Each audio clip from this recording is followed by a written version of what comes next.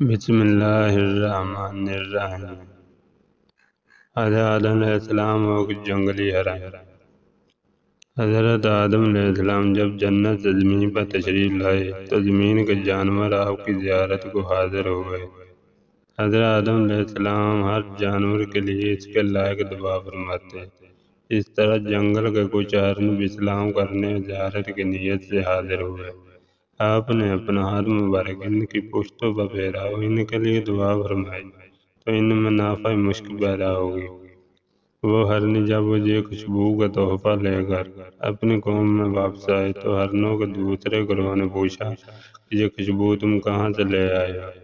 وہ بولے اللہ کا پیغمبر آدم علیہ السلام جنت سے زمین پر تشریف لایا ہے، ہم ان کی زیارت کے لیے حاضر ہوئے تھے تو انہوں نے رحمت بھرا اپنا ہاتھ ہماری پشتوں پر پھیرا تو یہ خوشبو پیدا ہوگی۔ ہرنوں کا دوسرا گروہ بولا تو پھر ہم بھی جاتے ہیں، چنانچہ وہ بھی گئے۔ حضرت آدم علیہ السلام نے ان کی پشتوں پر بھی ہاتھ پھیرا مگر ان میں وہ خوشبو پیدا نہ ہوئی اور وہ جیسے گئے تو ویسے کے ویسے ہی واپس آ گئے۔ واپس آ کر وہ متعجب ہو کر بولے کہ یہ کیا بات ہے کہ تم گئے تو خوشبو مل گئی اور ہم گئے تو کچھ نہ ملا۔ پہلے گروہ نے جواب دیا کہ اس کی وجہ یہ ہے کہ ہم گئے تھے صرف زیارت کی نیت سے، تمہاری نیت درست نہ تھی۔ سبق: اللہ والوں کے بعد نیک نیتی سے حاضر ہونے میں بہت کچھ ملتا ہے۔